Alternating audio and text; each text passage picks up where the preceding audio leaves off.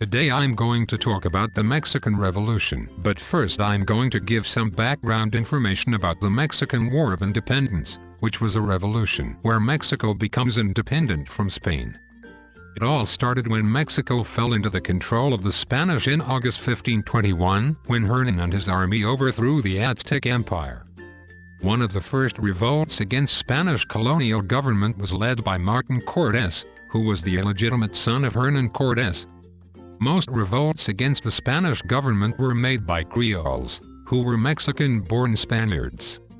In September 1810, Miguel Hidalgo, who was a respected Catholic priest, started a rallying cry called Grito de Dolores, also known as the Cry of Dolores, that called for the end of the 300-year rule of Spanish rule in Mexico.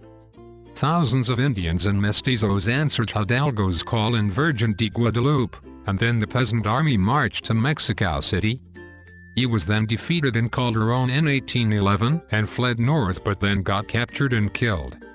Then liberals took power in Spain and promised reforms to appease the Mexican revolutionaries.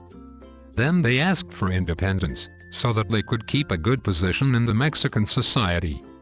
In 1821, Mexico was established as an independent constitutional monarchy. Now I'm going to talk about the Mexican Revolution. The Mexican Revolution took place in Mexico, and it lasted from 1910 to 1920. There were many people involved in the Mexican Revolution, for example Porfirio Díaz, who was the dictator of Mexico and the man the people rebelled against. Some other examples are Pascual Orozco, who was a revolutionary leader in the Mexican Revolution, and Francisco Madero, who was the leader of the revolution against Porfirio Díaz and became the president of Mexico after removing dictator Porfirio Díaz. All the people that revolted against Porfirio Díaz were poor and wanted freedom. They also didn't have a voice and weren't considered equal to the government. These people wanted democracy, and the people on Díaz's side didn't care since they were treated with respect. Most people that were rebelling against Porfirio Díaz were low class, so they usually didn't have good jobs and didn't earn much money. They usually worked on crops. There were also many revolutionary groups revolving around all of Mexico, each with a different leader. Some of the factors that brought on the revolution was the disagreement of the Mexican people and the dictatorship of Porfirio Díaz that lasted over 30 years, and the extremely poor treatment of workers. Another factor that caused this was the great disparity between rich people and poor people. There were also many agricultural reforms, and the 1907 recession, which was a point in 1907 when there was extreme economic recession in Mexico. This caused peasant farmers to become poor.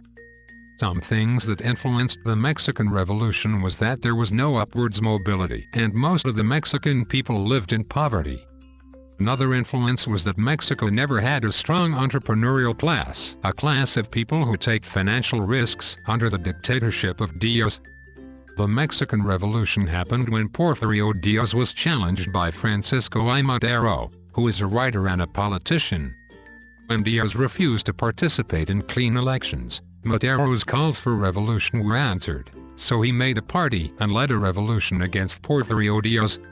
He later became the president of Mexico and destroyed the hacienda system by distributing the land to peasants. The hacienda system is a system that divides Mexico into different estates. The dictatorship of Porfirio Díaz did everything it could to stop the Mexican Revolution, even killing, and since it was such a big revolution, at least 1 million people were estimated to have died. The outcome of the Mexican Revolution was that Madero, who led the Mexican Revolution, ended Porfirio Díaz's dictatorship and became president of Mexico. The Mexican Revolution also changed the country's economic and social system,